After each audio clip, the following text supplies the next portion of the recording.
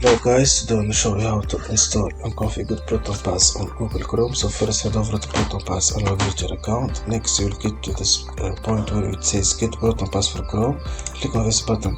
You will be redirected to Proton Pass on Chrome Web Store extension. Install it and then it says open the extension menu, pin Proton Pass to your bar. Click the icon to open it anytime. So we're gonna click continue.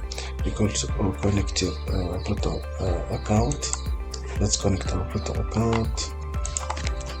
Let's add our email here and add our password.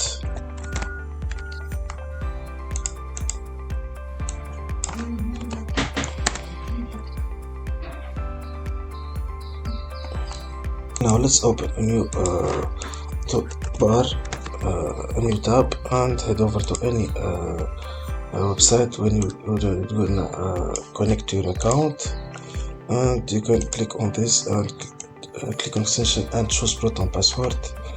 So here it says create a login, create a credit card. So we're gonna click create a login. So for freelancers, input your email or password, and you successfully created Proton password for this website using the extension we just downloaded. And this is pretty much it, guys. If you found this video helpful, please consider to like, subscribe and share our content.